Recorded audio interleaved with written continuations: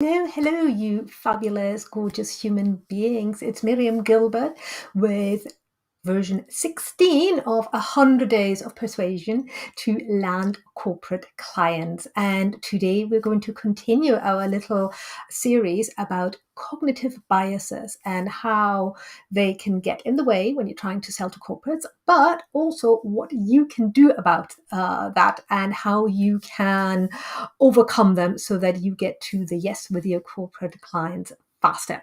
And well, quick introduction, just in case you haven't met me before. I'm Miriam Gilbert, founder of the Impactfulness Lab, where I help coaches and consultants land high-paying corporate clients by showing you how to find buyers who are ready to buy, to find the right people to talk to in corporates, how to package your offer and your services in such a way that corporates are desperate to buy for you, and how to have non-sticky, icky sales conversations and write amazing proposals that transform your business. If you are interested in making six-figure plus with just a handful of clients, typical about 8 to 10, sometimes even 5 to 8 is enough, then you should stick around and listen to those tips. But today, as I said, we go back into cognitive biases. We have already talked about them a little bit. And just as a reminder, I'm going to share with you what they are, just in case you haven't seen the previous videos or you maybe forgot what they were. Right? So cognitive biases. Cognitive biases, they are all part of how our brain works. And everybody has them. Honestly, everybody has some of these biases, and that's fine because most of the time they're harmless. And cognitive biases, they basically have developed because our brains are hardwired for survival. And our ancient ancestors back in the savannah, they needed to be able to make very fast decisions. So they needed to decide really quickly if this shadow moving in the dark was just a branch swaying in the wind or a saber-toothed tiger getting ready to pounce. They need to get to that decision really, really quickly. So they didn't have time to sit down and analyze the situation. So over time, through evolution, our brains have evolved to take some shortcuts to make some decisions quickly. And these shortcuts are what we call cognitive biases.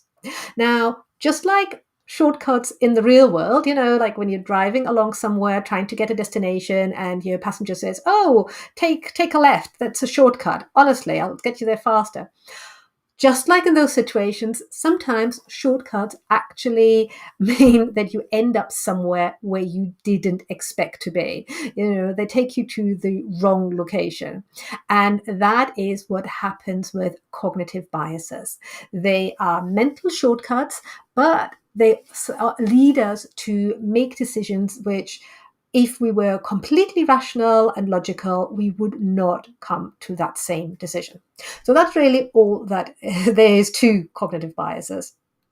And in corporate, these cognitive biases are very difficult because you have to overcome them, because yet nobody really talks about them. You have to overcome them because you want people to make decisions. And in corporates, cognitive biases are not just very common. Well, they're very common with people, full stop, but they're also amplified because you have lots of people together in one place. Even if they're remote, they're still, mentally together, and that amplifies the cognitive biases. In the previous two videos, I talked about status quo bias and loss aversion. And today, I want to talk about the sunk cost fallacy. Now, if you haven't seen the other two videos, just scroll back a little bit in the timeline and you will find the videos on status quo bias and loss aversion, because they are super, super important biases to deal with when you're trying to work with corporate clients. But today, let's dive into the sunk cost fallacy, and tomorrow we'll look at wishful thinking. So, the sunk cost fallacy is the tendency to continue doing something once you have made some form of investment, whether that's money, effort, or time. And it can be described as throwing good money after bad while you're refusing to cut your losses. For example, you might have started queuing for, I don't know, a fancy milkshake or something that you want, and the queue is really long and the queue is really slow, but and you're actually not that bothered about the milkshake anymore, but you keep standing in the queue because you've invested time. A similar example is that a lot of organizations continue with projects that have little to no chance of success, and yet they still pursue them because they have invested effort and money. Sunk cost fallacy is about not wanting to waste something, even though we have no use for it. So that could be holding on to, that crazy drawer that everybody has at home with lots of batteries and keys that nobody knows what they're for, and all sorts of knickknack that, well, it might come useful and we don't want to waste. That is an example of a sunk cost fallacy. It can also be something that you keep going because you have invested time or money. So, for example, if you purchased a ticket to see a movie at the cinemas, and you then found out that the movie has terrible reviews, you actually would prefer to do something else. All your friends tell you not to waste your time going to see that movie. The sunk cost fallacy means that you possibly still go and see the movie because you have spent the money. Even though you can't get the money back, going to the movie, all you will do is you will spend your time on top of your money watching a terrible movie. But we all tend to be prone to still go and watch the rubbish movie. So those are examples of the sunk cost fallacy.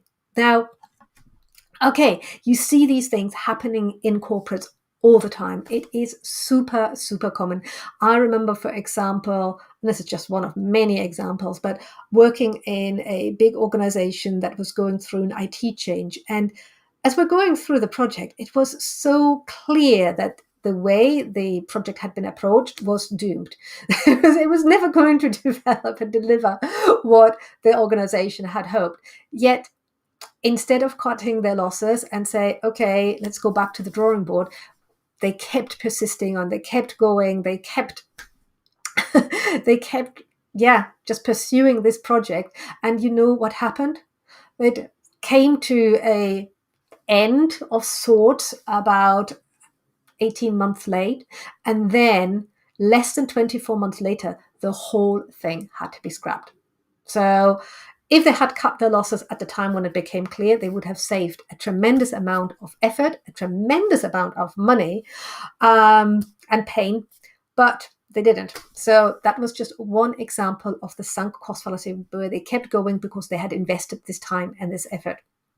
So what can you do? What can you do in these situations when your prospect is dealing with stuck in the sunk cost fallacy? What can you do? So maybe you're trying them to create a change, but maybe you're trying to help them to become more productive or to engage their people more, but they have already invested in some form of solution in the past, which is not delivering. Otherwise, they wouldn't be talking to you. But it's not working, yet they're still stuck on that previous investment. What can you do? So first thing you can do is you can point out the opportunity cost, i.e., how much more will be lost in terms of time, effort, and money if they keep going, and what opportunities will they miss out if they keep going with whatever project they're stuck on. The second thing is you can point to a past experience. So how something didn't work out so well in the long run, even though they kept going.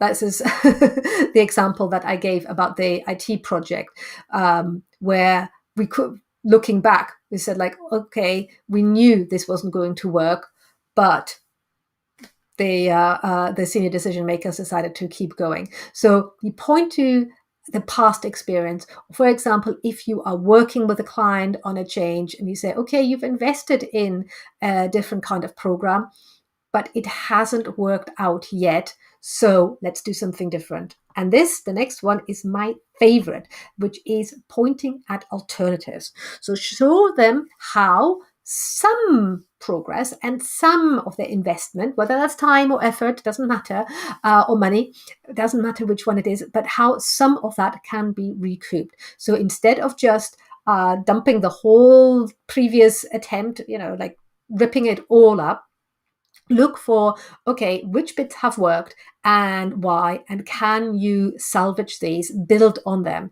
This is really, really powerful when you can do that, because it it helps your prospect to keep face. It helps them to not feel too bad about themselves about having made a decision that didn't work out, and it helps them feel that they haven't just wasted lots of time, effort, and money. So this is my favorite one that I always recommend you try. Okay, so what's next? Well, if you want to work with corporate clients, but you're not sure if they buy what you offer, then you're in luck, because I help coaches and consultants identify exactly what they can offer that corporates are desperate to buy, how to package it, how to find the right prospects who are ready to buy, and how to have non-icky, sticky sales conversations that allow you to land 4 and 5 figure contracts in as little as 4 to 30 days. All the while, you can make a massive impact on the world. So if you are a coach who can get results for individuals, individual clients, and you want to play a bigger game, then DM me to find out if you could sell to corporates and what your first steps should be. Alternatively, you can currently join us in the complimentary learning experience, where I share all that you need to land your first or your next corporate client in as little as 30 days.